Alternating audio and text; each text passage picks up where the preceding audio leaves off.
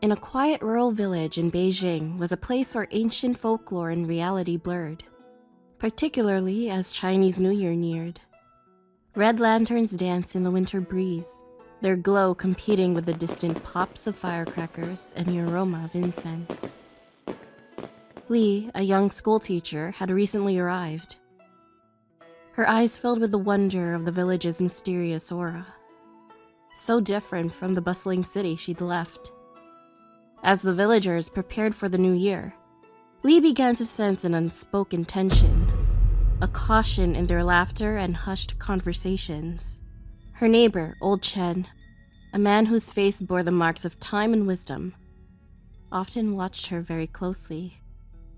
One morning, he offered her a cryptic message.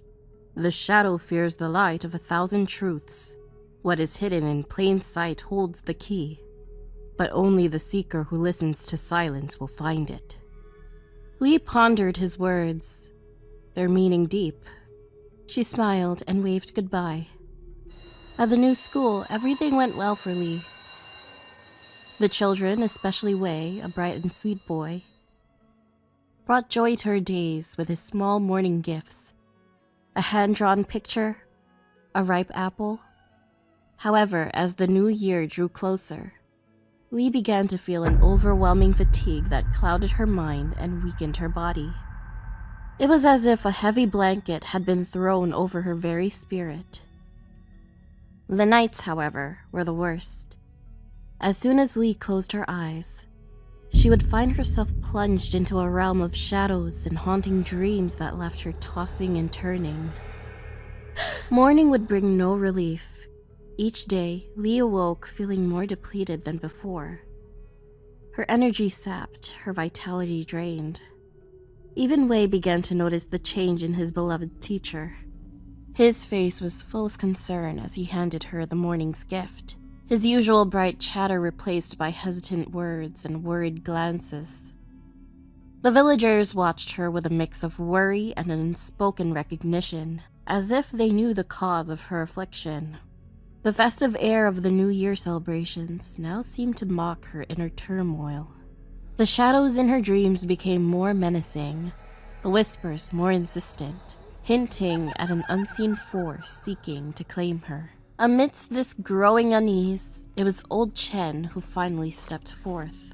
One evening, he beckoned Li to join him near the path that led into the dense forest. Old Chen shared the legend that had been whispered in hushed tones for centuries. The Jiangshi is a cursed entity born from improper burial and dark sorcery.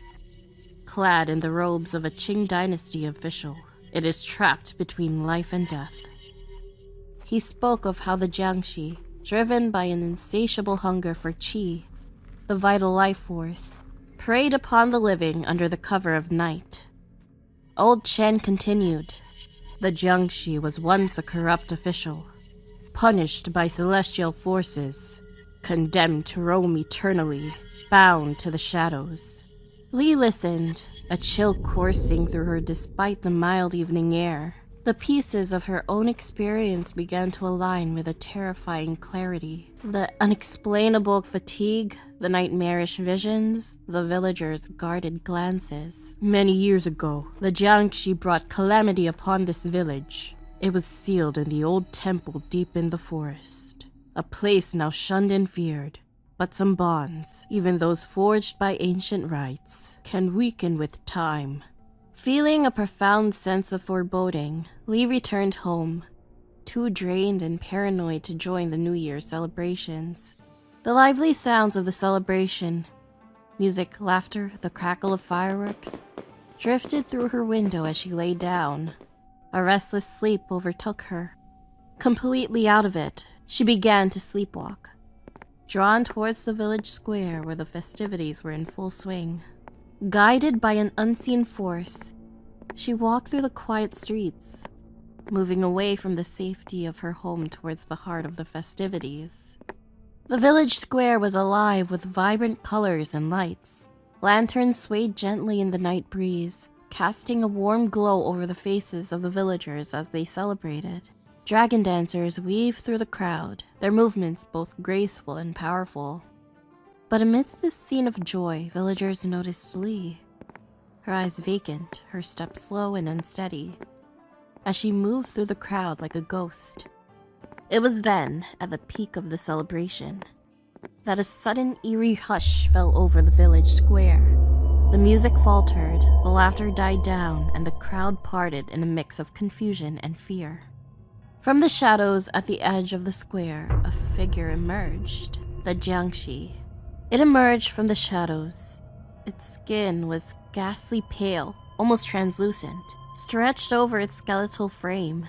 Its eyes sunken and devoid of life, glowed with a malevolent red light that seemed to pierce the soul. It was clad in the rotting remnants of a Qing dynasty official's robe. Its movements were grotesque and unnatural. Each step was accompanied by the sickening crack of stiff, unyielding joints, echoing eerily through the silent village square. As the villagers, led by old Chen, ran over and formed a protective circle around Li, the Jiangshi fixated on them with a predatory gaze. It let out a guttural growl, a sound that seemed to come from the depths of the underworld, chilling the blood of all who heard it. Finally, Li woke up from her trance. With a sudden jerky motion, the Jiangshi lunged at the nearest villager, its movements swift and horrifying. The villager, paralyzed by fear, could only scream as the creature's cold, dead hands closed around his throat. The Jiangshi's touch was like ice, draining the life force from its victim in a matter of seconds. The villager's skin turned ashen, his eyes wide with terror before he slumped to the ground, lifeless. Amidst this tense standoff, a small figure pushed through the crowd. It was Wei, clutching something tightly in his hand as he made his way towards Li. In his eyes was a mix of fear and courage. Reaching Li, Wei extended his hand, revealing a special talisman written in chicken's blood. "Teacher Li, my grandmother said this has been in our family for generations. It's supposed to protect against evil spirits." Li, taken aback by Wei's bravery, took the gift. It was cool to the touch, and as her fingers closed around it, a strange sensation coursed through her. The Jiangshi turned its malevolent gaze upon them. It moved with a ghastly swiftness, its body seeming to glide over the ground, unhindered by the laws of the living. The red glow in its eyes intensified, casting a sinister light on its decaying face. The talisman began to glow, its light a stark contrast to the darkness that emanated from the Jiangshi. The creature hissed, a sound that was both a wail of anger and a cry of pain as the light from the talisman seared it like fire. The Jiangshi recoiled but did not retreat, its desire to consume life force overcoming its aversion to the light. Old Chen, seizing the moment, led the villagers in a final desperate chant. The combined forces created an invisible barrier, a shield of light and ancient magic that the Jiangshi could not penetrate. The creature let out a series of horrifying shrieks, its body contorting in agony as the light burned its flesh. Its movements became erratic, a dance of pain and rage, before it finally turned and fled into the darkness, disappearing into the night from which it had come. The villagers stood in a stunned silence, the echoes of the Jiangshi screams still ringing in their ears. They had faced an unspeakable horror and had emerged victorious, but the night had left its mark on their souls. Li, holding the still glowing talisman, felt a mix of relief and sorrow.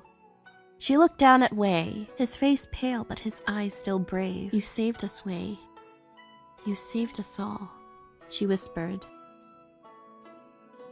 As the villagers slowly came to terms with what had happened, they resumed their celebrations, but the joy was now tempered with a sense of solemnity. Li, feeling a renewed sense of purpose and belonging, joined in the celebrations.